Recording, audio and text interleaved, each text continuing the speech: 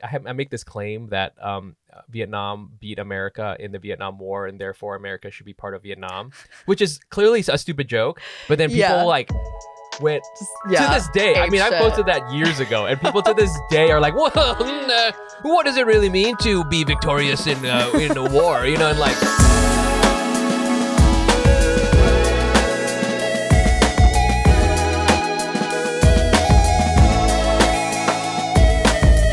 Welcome to another episode of the Asian Not Asian podcast with all your favorite Asian friends. It's just me, Mike Nguyen, today. Jenny is living her best life. She's in Japan. She'll be back for the next bunch of episodes. But right now it's just me. Also, if you're around and you want to show some love to our to the former host Fumi, he's like doing his thing. He's like on kind of a mini tour. He's got shows in Brooklyn and in DC, and I think he's wrapping up a thing over in Dallas. So check that out. Go to fumiabe.com and you can get tickets for that as well. Otherwise, I think you know what? I'm gonna bring on. I got someone. I got you. All right, because I think everybody would listen to me talk to myself for an hour, but I'm not there yet.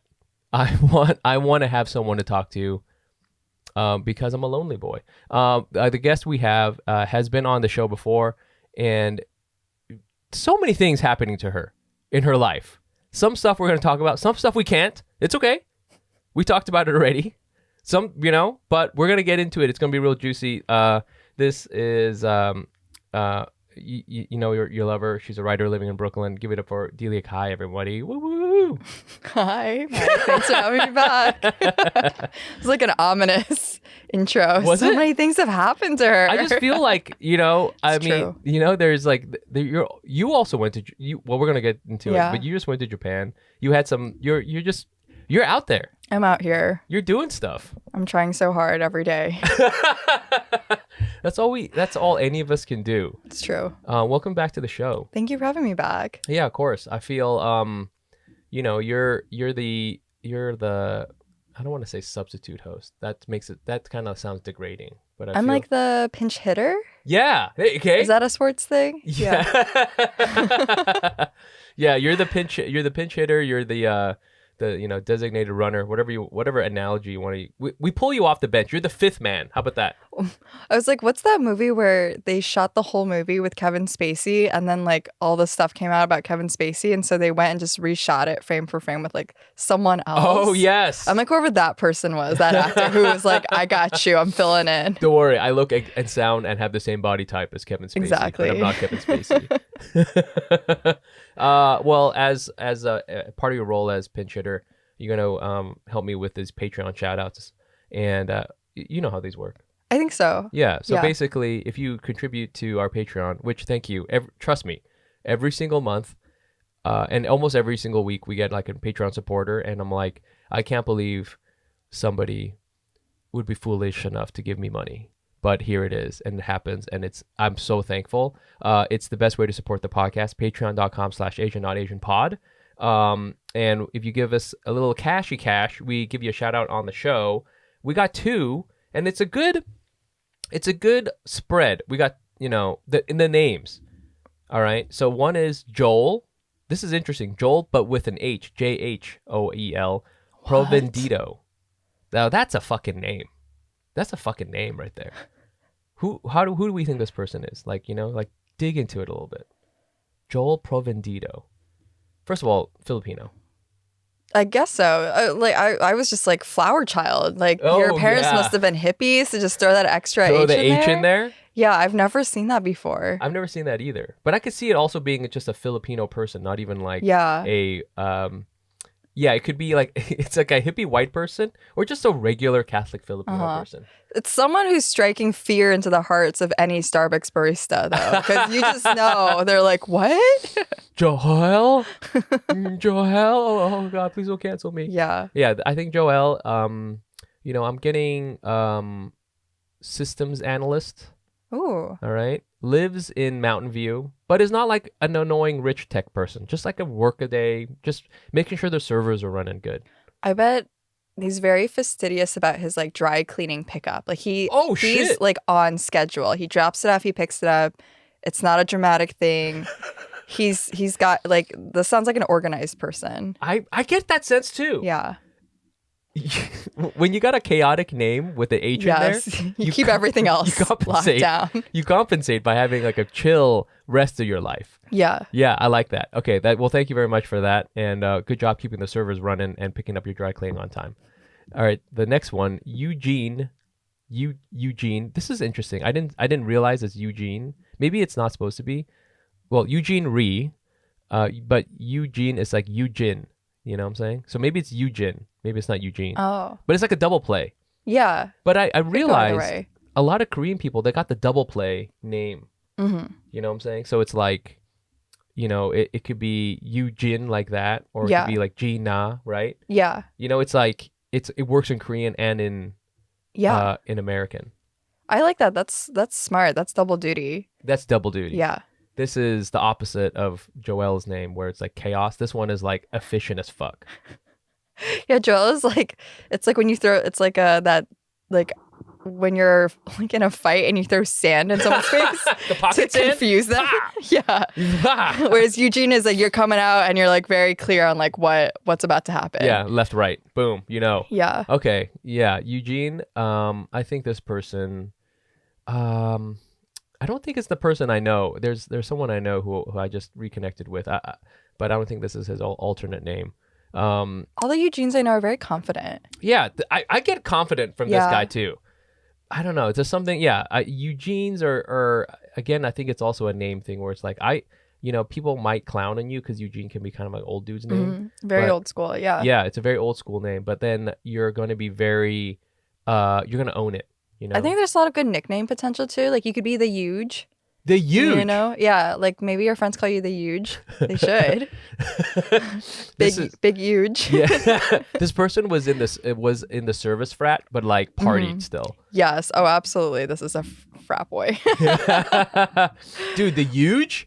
Like he had a crazy 20s and early 30s, but then immediately like locked it down. And now is like a very dedicated father. But like the minute he goes, back to campus for homecoming, it's like, yo, the Huge is here. Huge. Dude, I've heard all about your exploits, Huge. May I call you that? The Huge? Mr. The Huge? Mr. The Huge. Mr. The Huge? Well, thank you very much. This guy also, I can say, he contributed to our fanciest Patreon, which doesn't give him anything else, but it is fancy, and so thank you so much for that. Thank you for everyone who contributes to the Patreon. That's patreon.com/AsianNotAsianPod. And check that out. And yeah, we love you.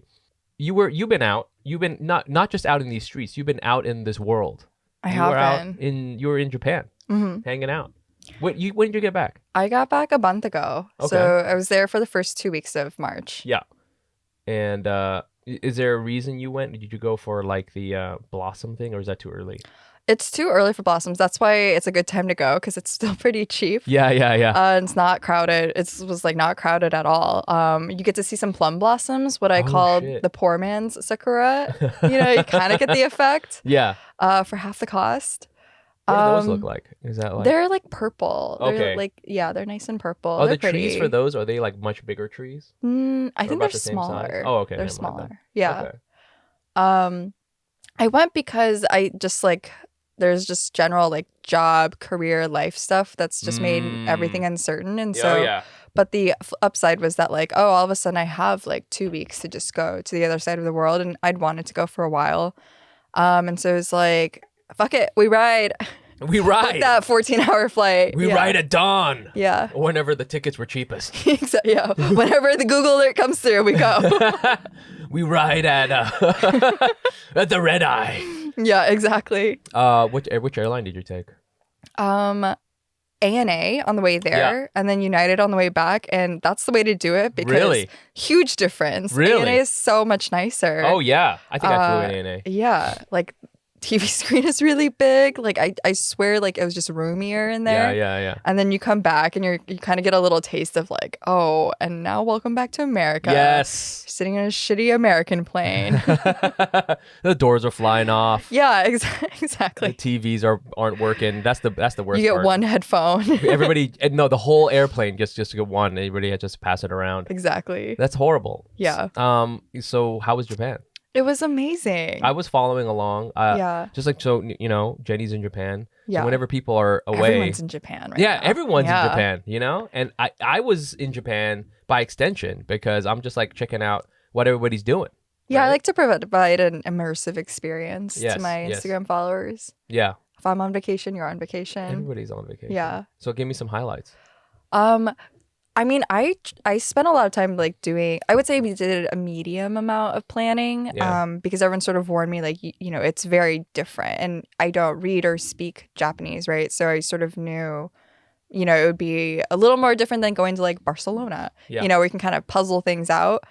But honestly, like, so I thought I was going to be really stressed and it was going to be really overwhelming, but it turns out that just Japanese society is so organized and orderly that I was like soothed. Oh, like, wow. As someone who lives and wakes up and like does battle with New York. Yes. Every day I was like, oh, everything here is like labeled and makes sense. And there's just always so many people standing around and their whole job is to like help you. Yes. If you like swipe your card wrong or something, like literally someone will swoop in and be like, here's what you need to do. I did notice it's very easy to just get around and like live.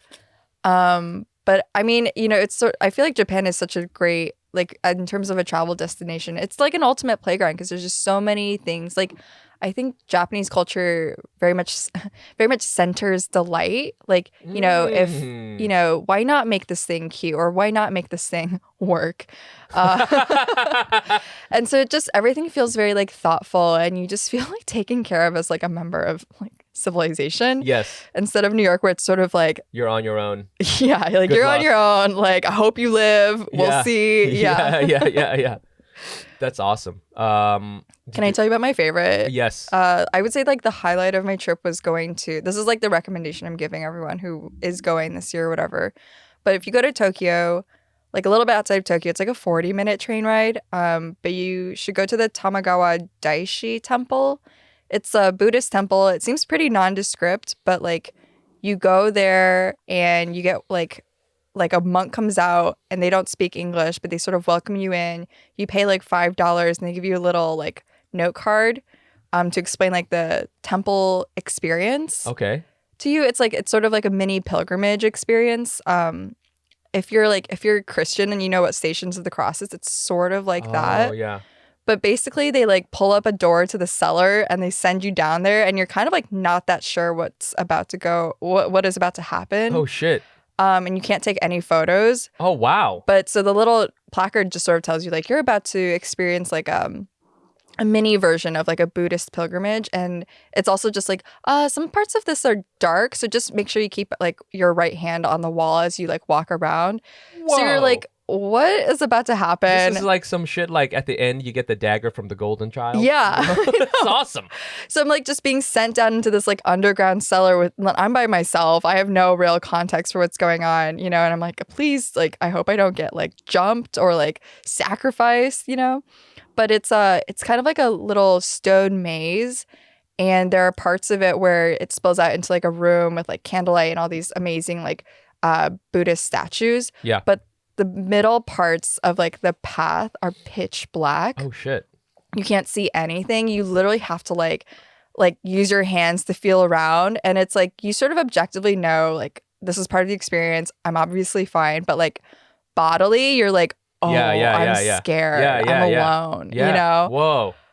Is that part of it? Like, is that part of this, like Buddhism? There's an aspect of your life where you're going to be by yourself. Yeah, you're going to be by yourself. You're going to be in the dark. It's going to be really scary. And then, then it spills out into like the first room is just filled with all these like it's like hundreds of like these Buddhist statues who like they look like they're waiting for you. I felt very emotional. Like I had this like I'm not Buddhist, so my interpretation of it was like, okay, you're gonna make fun of me for this, but I got really emotional because I'm stumbling around in the dark. I'm kind of scared. I come into this room and there are all these like smiling statues waiting for me. And I was like, oh my God, is this what heaven is going to be like? Oh, wow. Like all my ancestors are going to be like, we've been waiting for you. Wow. And and my takeaway from it was just like, wow, I'm never like as alone as I think I am. Isn't that beautiful? So that's like, do you think that is supposed to be the kind of takeaway from this experience? I think so. It's like, you think you're alone, you think it's going to be really dark, and then like you realize like there have been some kind of guiding light or presence, or like you aren't alone. There are people waiting for you. There are spiritual forces that are there. I just found that very moving. I came out and I was like crying. Whoa. And the monks were like, yes. You got it.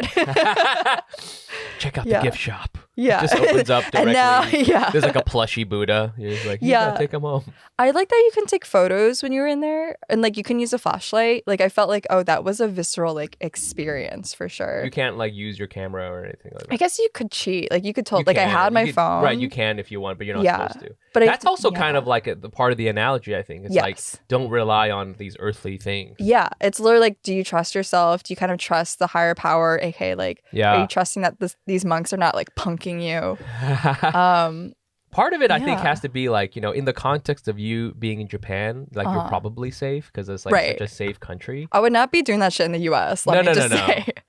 Someone pulls up a cellar door and is like, go inside for the experience. I'd be like, no, thank you. No way. I mean, have you been to, they don't have it anymore, but have you been to Sleep No More? No, I don't. You never went? I don't fuck with that kind of thing. Yeah, so really? This is why, because I'm just like, why don't you tell me the plot? Why don't you just show me the movie? Me work. I'm now an actor. Oh hell no! I'm part of SAG. Exactly. No, because it is. There's something cool to the kind of the immersion thing you're talking about, and just sort of like not knowing what's going on. Like it's not going to be just like spoon fed to you. You just kind of have to go through it. Yeah. And then it's so like, very non-digital in that way. Yeah. You can't share it with anyone else. Yeah. You have to go and do it yourself, which I think is like, I don't know, a sweet aspect of what you just said. I've heard that is like a very Buddhist thing where it's like, there's like a process. Like there's a reason you have to climb up all these stairs to get to this temple or whatever. And I kind of like that because I do think that like in this world, like having truly like analog experiences that really make your body feel a certain way, I think that just like it drives something home deeper than just like if I read a little live, laugh, love quote that was like, you're never alone. I'd be like, yeah, okay. Yeah. Oh man. But then I felt it. Right. Yeah. That's what they need to have at those gift shops instead of a stupid live, laugh, love thing. I fucking have a dark tunnel that you can't see through. And you don't know if you're gonna make it, and then at the end have live, laugh, love. Exactly. You should have to go through an experience, and then you get the cross stitched. I love vacations where every good vacation, I think, unless you're really truly looking for something like completely chill, but every vacation where you're like really traveling, you should do something where you feel like, oh, did I make a mistake? Like, kind of do something dangerous. Yeah, go on a little adventure. Yeah, like do a thing where, I don't know, like go scuba diving or you, like one time when I was in Utah, I mean, I probably shouldn't have done this, but like there's I went to visit one of those big arches, like they have those like sandstone arches. It's beautiful and there was tons of people. And I went like around like a kind of like a corner, and it was crazy because I was just like right near where everybody was, but I had gone around this corner to explore, and I was completely alone. Oh, no. And I was like, I was losing my footing, and I was if I fall down, I think if I yelled, people would know I can come get me. But I was like, oh, I'm kind of in trouble a little bit. Yeah. And I got out of it and it was fine. But I was like, that was kind of fun. It's kind of like when I like going to the beach and then swimming out too far. A little bit too far. Yeah. A little. Gets the adrenaline going. You know? Yeah. I mean, maybe it'll really bite me in the ass, but I don't know. Do you ever feel that way? Might keep that location turned on the phone. Where's Mike? I haven't seen him in 45 minutes. Like I think too, I think when you go to a place like Japan, obviously the whole thing is, maybe or maybe not, people don't speak English, and you kind of just you have to kind of use your wits a little bit, just a little bit. Yeah, you can't just be on autopilot, because I feel like day to day, you're really like not trying to put yourself at risk. It's all about like, how do I eliminate the danger and risk for my life. Especially in New York, you're always trying to like minimize that, right? Yeah. But now, when you're in Japan, you're like, let's see what happens. Yeah, exactly. What's going to happen? Little adventure. Yeah. When are they going to arrest me? They might. I don't know. Did you experience any Asian on Asian racism?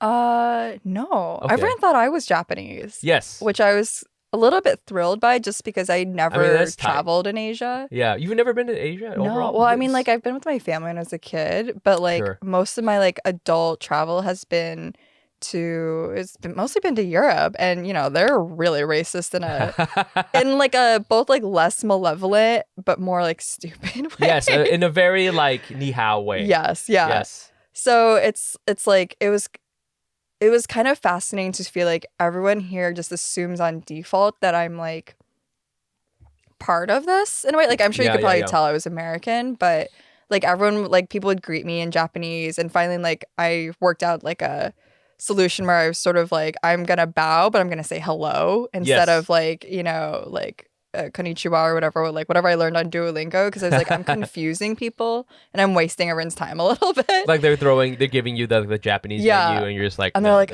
yeah. But that was kind of nice, like the assumption of like, oh, you must be from here versus like the other one. Or you must be like a tourist or something. I mean, that's like part of it always feels nice if you feel like you're blending in a little bit. Yeah. Mm-hmm. Like in New York, I feel I can see a tourist like, from across the platform. Yeah. Like I know exactly what they look like. They just have this they look too clean. They look too happy to be here. Happy. Yeah. They're wearing like really white sneakers. They were always wearing ski jackets. Yes. They're not wearing like, they're attracting attention to themselves. They don't know it, but they're doing that. Yeah. But then when you go to, I don't know, when you go to Europe or something like that, when and I've been to Paris, it's nice because sometimes they say hello to me in French because they don't think I'm necessarily an American. Yeah, you're not so American coded. Yeah, exactly. Yeah. And I'm like, haha, bonjour. And then immediately you're like, pulled a sneaky. And the same thing in Japan. My wife and I, we would try to do this game where we would see how far we could get. Like they would like see. Also, because a few times they would be able to tell that I was not Japanese, and then they wouldn't serve me. I don't know why. Oh. I don't know. I mean, I don't know. Like in an Asian on Asian racist way? I think sometimes it was that. Sometimes it was really just sort of like we're not equipped to handle someone like you. Like we don't have anything in English. Mm-hmm. Yeah. Which is what I wanted. Yeah. I could I can point. I can or I trust you, just serve me. Yeah. But I understand. Yeah. But sometimes I just wanted to just kind of like fuck with these people. And I just was like I would just like bow, and then they would say something to me. Right, you can kind of be like, mm-hmm. And then like I would just like, hey, I'll hold up my fingers. There's two of us too. Yeah. And then they would seat us, and they would like give us the menu, and they start talking to us in Japanese, and I go, and then at some point the gig is up. Right. Yeah. I was like, oh shit. Yes. Thank you. And then the look on their face was like, oh fuck. Yeah. They fucking catfished me. But I do agree. Like sometimes you don't have to say that much. You really don't. Yeah. Just in normal interactions, like there's not that much you have to. Once you've got like arigato gozaimasu, you can get pretty far in Japan. I think. I actually sometimes wonder how much I could date someone who didn't speak my language. People do it all the time. Right? Yeah. That's what I think. Yeah. I think you could get, maybe even be better. It might be better to just not speak that much. Speak the same language. Mm-hmm. And just like, this is just the core thing of like, I think you can get across that you're hungry, or let's go to sleep or something like that. Let's go get food. Yeah. What else is there? I love you, or whatever, or some affection thing, or like, I don't love you right now. You know what I'm saying? Yeah. That's all you need. Yeah. One of my favorite books ever, let alone from the last few years, is Viet Thanh Nguyen's The Sympathizer. It's about a Vietnamese-French double agent who struggles with his identity and loyalty in the closing days of the Vietnam War. But it's really about struggling to have two opposing halves living in one body, which is something which is very, very Vietnamese. I would say sandwiches and identity crises are very Vietnamese. Now, The Sympathizer is an HBO original limited series streaming on Max. It's a really great show, and it really captures the drama, the terror, the surrealness of the book. Plus, there's an amazing companion podcast to The Sympathizer featuring Viet Thanh Nguyen and host Philip Nguyen as they discuss the themes of the week's episode and the process of adapting the novel for TV. And sometimes actors such as Robert Downey Jr. and Hua Xuande drop by to talk about the show as well. Go check out also our own past episodes where we've had on author Viet Thanh Nguyen and show writer T Ho. Stream new episodes of HBO's The Sympathizer, Sundays exclusively on Max. And listen to The Sympathizer podcast wherever you listen to podcasts. Friends, there are a lot of causes to thinning hair. For me, I was working a lot, out doing comedy, editing and making content, and that was before I needed to come home and be a dad. No wonder I was noticing I was having hair issues. That's when I realized Nutrafol's whole body approach is what I needed. And since I've started using Nutrafol, I've been noticing improved hair growth. Nutrafol is the #1 dermatologist recommended hair growth supplement, with over 1 million people seeing thicker, stronger, faster growing hair with less shedding. Your hair is never just about your hair, and Nutrafol knows that. That's why Nutrafol takes a whole body approach to hair health, addressing the problems inside to help the hair grow on the outside, supporting your lifestyle, not just your hairstyle. Take the first step to visibly thicker, healthier hair. For a limited time, Nutrafol is offering our listeners $10 off your first month subscription and free shipping when you go to Nutrafol.com and enter the promo code ASIAN. Nutrafol.com, spelled Nutrafol.com, promo code ASIAN. That's Nutrafol.com, promo code ASIAN. Actually, I think the talk maybe just interferes with all that. Just ruins it. Right. Yeah. Now you're starting to get into your political views, and that's exactly. just ruins things. So okay. Well, I'm glad you had fun in Japan, and you returned safely from your journey of enlightenment. Yeah. I literally, when I came back, I was seeing some friends and they're like, you are so calm. Yeah? Like, you were much calmer yes. than we've seen you in a long time. And I was like, I think that was truly the first trip I had where I was like totally, because it's one of those trips where it's like you're busy enough that you don't have to like think existential thoughts about like, so what am I doing? Oh, yeah. You're just like, how do I get to this station and then eat these udon noodles? Like, yes, you're yes, just yes. engaged enough that you're truly checked out of like your normal life. And, it was just like everything on my trip went perfectly, which is what, as a type A person, I'm like, I knew it. I knew if you just planned things well, it would go perfectly. And so it was the perfect trip. Everyone should go. The yen is down. Is it? It's like, I think it used to be, what is the conversion? So now it's like I think 600 yen. No, I'm getting this math wrong. But it's like 0.0066. And it used to be like 0.01, I see. So it used to be like a little bit stronger. Yeah. So now, I mean, like my friend was like, Japan is basically a 30% off right now. I don't know if that's Everything like problematic to say, but yeah, there's a sale. It's on sale. Yeah, it's like the semi-annual Japan sale. So you guys go down there. Did you buy anything fire? Yeah. I mean, everyone was like, the vintage shopping is amazing. I was like, I don't know.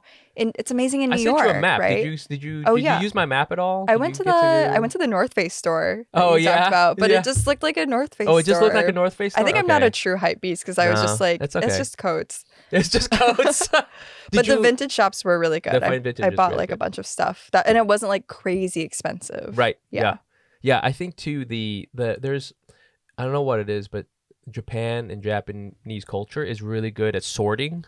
So they put everything into certain lanes. You think that Gen Z is really good at like coming up with different cores, like cottage core or whatever the fuck? Japanese people are really like, what is this subculture? Let's crystallize it and distill it until it's like you can snort it in your nose. Like so distilled. Yeah. And then, you can go to a store where it's just like, we only have J. Crew stuff from 1995 to 2000. Yeah. And that's it. Yeah. And it's only the men's t-shirts and the women's jeans. That's it. And that's a stall and it does just fine. Mm-hmm. And you can go there. And if that's what you're looking for, boom, you're there. Yeah. I think they really, I feel like, prize like niche. Yes, right? niche. Like that's the point. Like why would you want your shop to be like everyone else's? Yo. Yeah. Yeah. That's sick. What was the thing you got? I mean, my favorite thing was I got this like Dior men's like leather jacket. Awesome. That Fuck. yeah, I know, right? I was Sick. like, I saw it at this there's like this really great chain of vintage shops called Kindle. It's like Kindal. And they are like so well curated, just so much like amazing designer stuff. And the first one I went into, I saw this jacket and I tried it and I was like, fuck, this is like really nice. And it's like it was basically the cost of like the plane ticket there. But I was like, when am I ever gonna actually afford Dior? So I went back the next day and I got it. That's like the best. And I've gotten so many compliments on it. Like it is truly a perfect jacket. So I love it. I wish you were wearing it right now. Oh, I have it. This is it. Yeah. Oh, no wonder. I noticed this bomber. Yeah. Yeah, when I saw it, and I was like, "Yo, this is sick as hell." Thanks. Dude, I'm gonna check it out real quick. Hold on. I wore it to like when I went to Kyoto and Nara. Yeah. And like when you're feeding the deer, and one of the deer like bit like my arm. Oh no! Like in a friendly way, in a flirty way. I like yanked my arm back, and I was like, "Oh, that's Dior! How dare you? That's vintage." You know what I had to do to get this? I had to take the train. Well, and okay, so the last thing, did you encounter any other Americans there? And what was the annoying level they were They're at? so loud. I was like, I would just be on the train and I would just hear from like across the train, just like, bro, we should go to like, the whatever, and I then felt that was when I felt like my most Asian, my most like Japanese, where I was just sort of like glaring at them like, it's not quite for you. Yes. That's so funny. Yeah. Yeah. There's something about certain American tourists. Obviously, we're American tourists, right? But like the stereotypical American tourists. One thing I'll notice sometimes is like if they're at a restaurant, they'll take their shoes off. I saw that once in France, and I was like, this is so horrifying. Oh my God. I wanted to apologize on behalf of all Americans. But in Japan, like sometimes you do need to take your shoes off. Well, that one, that's different. Yeah. Like if it's part of like the thing you're like doing or whatever, then like, yeah, you gotta take your shoes off. So yeah. I do think Americans they either put their shoes on things where shoes are not supposed to go, or they're whipping their bare feet out where bare feet are not supposed to go. Yes. And we need to come to an agreement about that. We have to have a council. Like yesterday I saw this girl on the train in New York and she was wearing like slides, and she just kind of had like one foot out of the slide and she's just sort of like not like stepping her bare foot on the train floor. Oh, Jesus. But she's kind of like sort of like waving it around a bit, like she's like kind of swinging it, and I was just like staring at this bare foot, like put it away. I'd rather be flashed. Like put that away. Put that away. Yeah. Put it back in the shoe. Put it away. Belongs. I'm calling the police. This is horrifying. Well, that sounds awesome. Yeah. I'm glad. Oh, and real last thing. Did you enjoy the food? Oh my God. Okay. Ridiculous. So good. Now I feel like sushi is ruined for me. Like I just don't want a freaking rainbow roll anymore. I want omakase. Yes. I want like handmade udon noodles. It was amazing. I love udon noodles, and so my goal was to like eat it as much as possible. Yes. And it was that like I did it. It was amazing. Did you go? There's this place in Kyoto. It was on my map, but I don't know if you got to go. But there's like a place like kind of near the big shrine thing, and there's a restaurant where the guy like literally makes the udon noodles like to order, like to go, like to order. Like we went there and we're like, oh yeah, we want some udon noodles, and he's like, okay, and he like he like go, he's the only one there. He goes to the back and you hear this like pounding and like swearing. He goes and gets the rice. I don't know what he did. He came back. He was very sweaty, but he had these noodles, and he's like, "I just made these," and he boiled them and gave them to us, and it was like outstanding. Yeah. And I wanted more, but I didn't want to like stress him out because he looked. Yeah. He was like so tired from like making the two orders. I had to get these from the udon noodle tree. Yeah. I had to like cut them down. I slaughtered the fatted udon calf. Yeah, exactly. I was like, oh my God. Okay. Other last thing. Did you see any really hot Japanese people? Oh yeah. Okay, well, I mean, my thing in New York is like my type is very much like arty, arty Asian dude.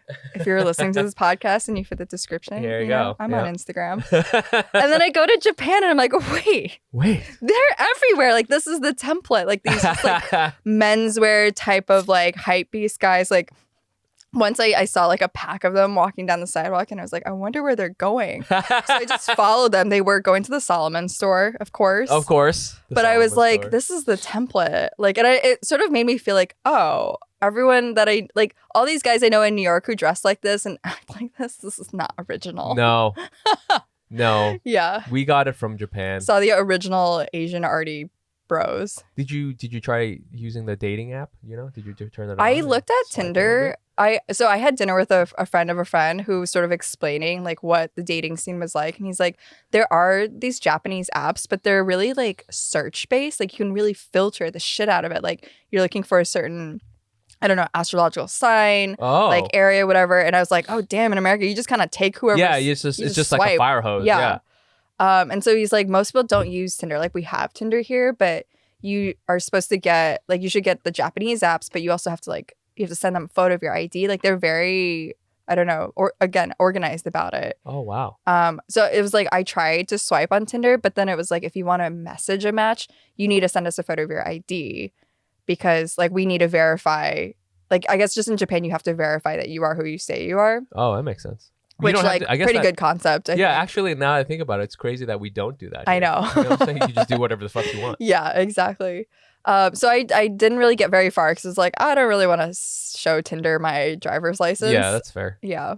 I was out to dinner with a friend who he's like in the music industry. And so at one point I find myself like, we're at a bar later and it's like him and a bunch of friends who are all like pretty successful rappers, I guess I would say. They're like very cool. Yeah. But they're all just wearing like they weren't ostentatious. They're all just wearing like a black hoodie, like different iterations of black hoodies that I was like, that is like the coolest hoodie I've ever seen. And I've never seen someone wear a hoodie like that, Yeah. Just very like understated, but so swaggy. But you know that if like I took that same hoodie, like off their body and put it on me, it would suddenly just become like a piece of trash. It has to do, there's something with like the posture, just like the styling. Yeah, right. Yeah. You have to have gone through that Buddhist temple tunnel. Yeah. At the end, you get a hoodie.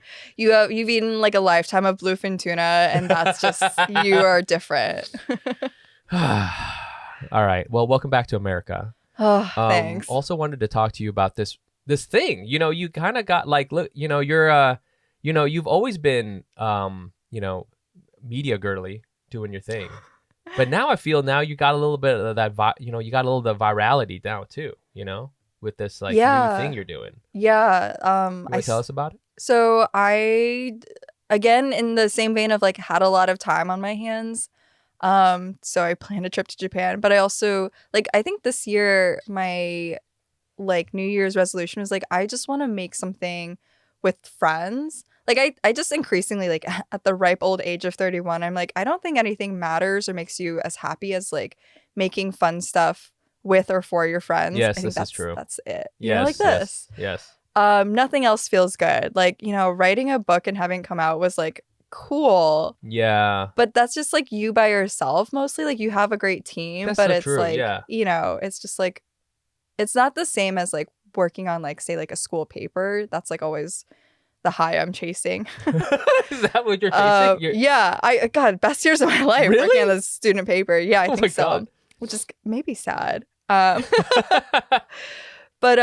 so this year I was like, I want to start like either like a zine or something. And I just was tossing ideas around with a lot of people. And at one point I was like, I think it would just be funny to do like a zine, but it's just anonymous reviews because you can't really like come out with a hot take anymore because of just like how the media industry is, where it's like, if you pan someone's book, it's going to be awkward down the road because it's just such a small world that inevitably you're going to run into that. You're either going to run into them or you're going to need a favor from them or you're going to like work together.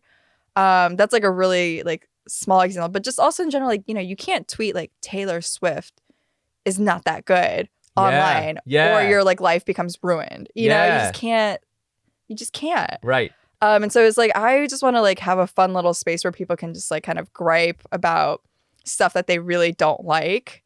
And so I started this, like, I have a newsletter on Substack called D's Links that I've had for a few years. And I was like, I'm going to do like a 4-week takeover of the newsletter. And it's going to be a pop-up blog, and it's going to be called Hate Read.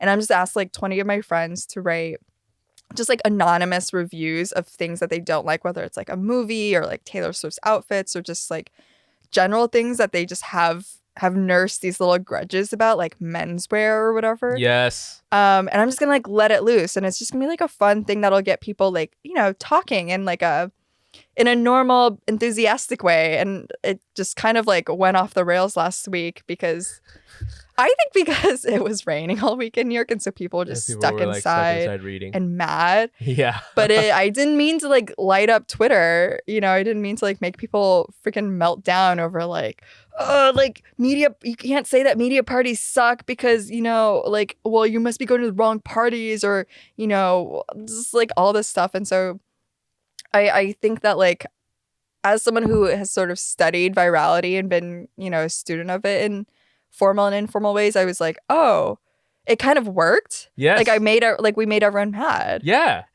I mean, that is the, you know, I'm sure there's been tons of studies, like, you know, anger is the thing that really gets people going. Yeah. When people get upset, you know what I'm saying? Like even like on a stand-up clip, it's best if it's nice if it's funny. It's good if it's funny. Yeah. But really, it should be a funny but also slightly controversial take. Yeah. Like the best stand-up clip I've ever had, which isn't even that good. It was I make this claim that Vietnam beat America in the Vietnam War, and therefore America should be part of Vietnam, which is clearly a stupid joke. But then people like went to this day. I mean, I posted that years ago, and people to this day are like, "Well, what does it really mean to be victorious in a war?" You know, and like they go back and forth, and like everyone's arguing about it, and I'm just like, you know, taking a step back and going, "Yes, dance puppets." yeah. And I I get no reward from it, but yeah, to get people going. Yeah. And I think what's smart with your thing is, you know, so again, like, the idea is you got 20 people to kind of submit something where, you know, it's something they really hate, whether it's like, menswear or Taylor Swift's outfits. And then you edit them and then you post them. Mm-hmm. But I think what's nice is you have taken the place of the algorithm in that you are filtering out, like, you know, it's supposed to be, you know, I hate this thing, but it's not hateful.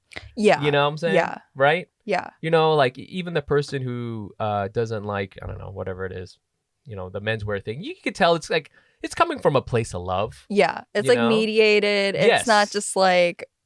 It's not just vitriol. Yeah, it's not vitriol. Yeah, it's more, it's like I think it's closer to criticism. I would not go as far as to say like, criticism. I'm like publishing great incisive cultural criticism, but it's different from just like, you know, the usual internet like hate. Yes. Yeah. Well, I think that, you know, you kind of got a point, because I feel the art form of criticism is kind of, I don't know, it's in a weird spot because now you can't criticize a lot of things because there's so much fandom out there. But at this, and so in some ways, like, everyone's a critic, but then what's also happening is only the worst criticism is kind of taking off. Yeah. You know, whereas like before, you know, you listen to like a movie critic and they have this very nuanced take about why Star Wars doesn't work. Right. Yeah. Right. But now, you know, and then people will shit on that.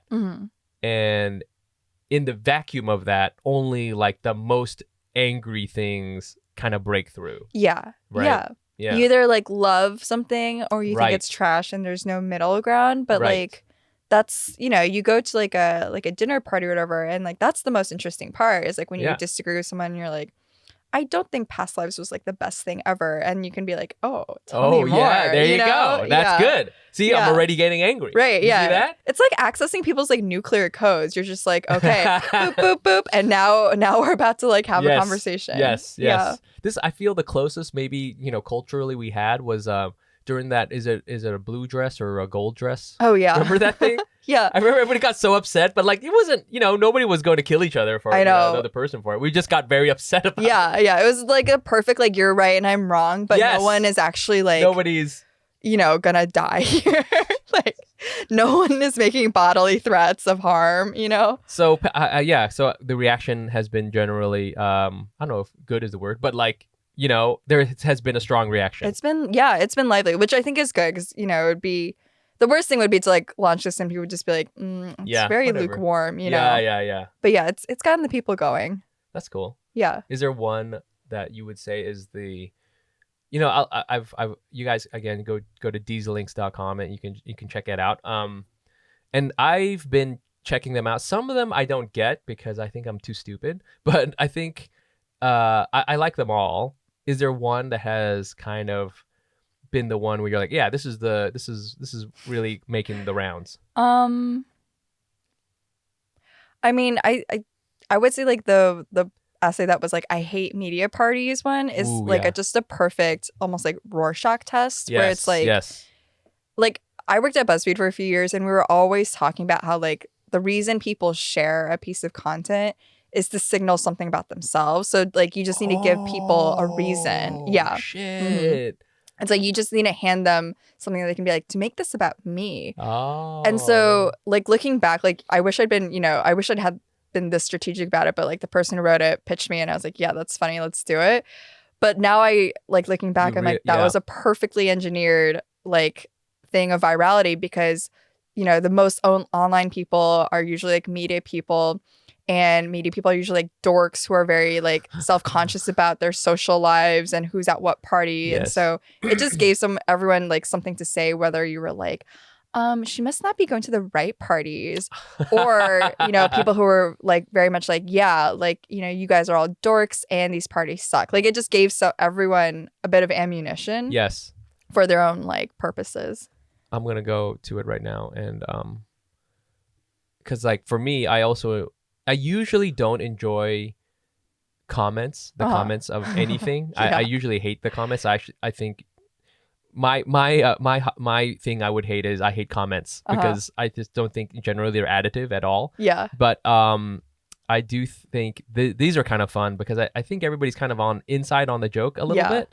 So I think that's kind of a cool one. The menswear comments are very additive. You're just like, the menswear one is interesting. Yeah, there's one where it's like, I hate menswear, and it has like this hilarious line. It's a spindly glory hole that if you dare jam your dick in, tickles for a second, but mostly makes you feel sad and broke. That's amazing. Yeah, the comments for that one I think are very. I don't agree with a lot of them. I think some of them are missing it, but that's the point, right? Is to kind of like have this thing where you're like going back and forth on even sometimes what you're even arguing about, you know? Yeah, I mean the menswear one is funny because it was like, dude, the minute you're typing out like a 5-point rebuttal in the comment section, you have lost. Like, I don't care if you're right. If you That's exactly right. Have the perfect opinion, but you have like lost.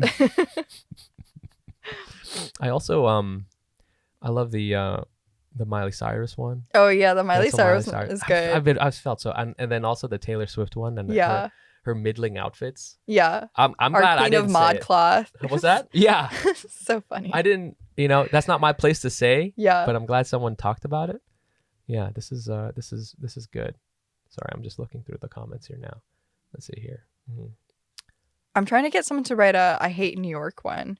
That's like I think that would be like an ultimate brave stance, because again, that's like you give New Yorkers something to either identify with or like not claim. Like that's how you like light up the internet again. You know, I think with that one, I'm sure you've thought about know, this. It's like I think there's a lot of people who have, of course, hot opinions about New York. Yeah, and so to have someone nail it would require like this. You know, that person's either has been living here a very, very long time, or is a native New Yorker. Yeah. So such that like they're, you know, they have the credentials. Yeah.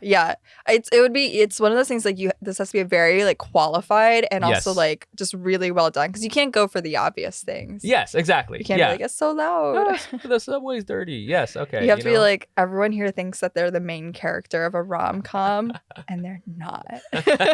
You know? Well, I'm enjoying it. Is there so you want that's a good one, like I hate New York. Is there another one?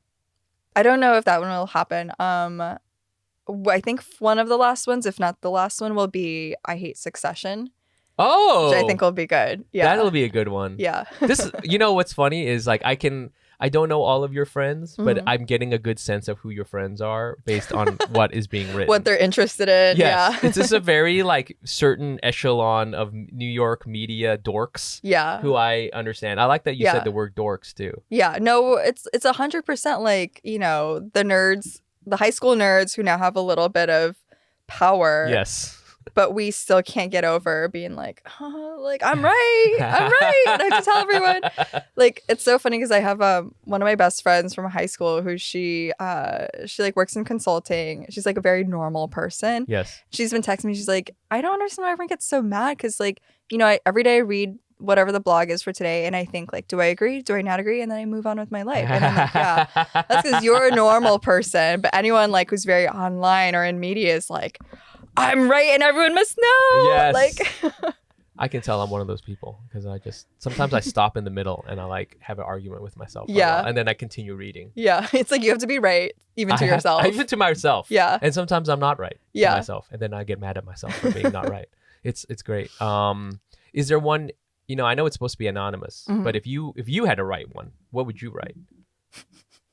I was gonna do one that was like, I hate men who travel. It was gonna be a joke where it was just like, you don't need to go find yourself. Like, stay home. Find yourself there. You don't need to leave. Like, historically, bad things have happened when men like decide that they want to leave their home country and go explore. Yes. Yeah. But that would have been like, I was just like, would have to be such a specific thing. And like, you have to also understand most people would not understand it's a joke. Cause he'd be like, oh, it's my right to travel. It's like, no, I just, bros don't need to travel. Just stay home. Figure it out there. Yeah. Well, it's like to your point, I think you were saying like it's best to make things kind of like with your friends and your community. Yeah. And like your community will know that you're joking. Yeah. And it's like, you're coming from a certain point of view, but then like, once it breaks through that into the general population, people are going to be like, how dare you try to take my rights away? She thinks men should be enslaved at home. Yeah, exactly. Oh, just another self-hating Asian woman who doesn't like Asian men. She doesn't like travel because of the woke. The woke is kicking away our passports. Thanks, Biden. Yeah, my take is men should stay at home. Yes. Stay at home, man. I would love to stay at home. You know that? I love it. Me too. Let's just all stay at home. I don't know why we're doing this. Don't need to leave. Yeah, that's good. Where can our fans find you and your work? I had to lock down my Twitter, my Instagram this weekend, but I'm sure that'll not last. We can't touch that. We can't talk about that. Yes. Let's go to theslinks.com. You can find me there. Yeah. So okay, great. Okay. And this little pop-up is happening for now. It's gonna go away, but it might come back, this hate reads thing. Yeah, I want to do seasons of it, I think. Okay. It'll be fun. That'll be a lot of fun. Okay, and then otherwise you can check out the podcast at Asian on Instagram at Asian Not Asian Pod, and you can find me on there at Nice Pants Bro. Man, I have so many I hates that I want to pitch to you. So maybe for season 2. Yeah, season 2. If I Let's can. do it. I want to do one. I'm big into kind of like kill your darling. So I want to write one. I hate jujitsu. I think that would be, yeah. I think people might get riled up about that. Although I don't know what the intersection of jujitsu and media is. Probably not that great, but we'll see. Again, you can check us out at Asian Not Asian Pod. You can find me at Nice Pants Bro. Come to our show, Hack City. The next one's May 12th. And it's going to be fucking fire. And that's it. We love you guys. Thanks. Bye.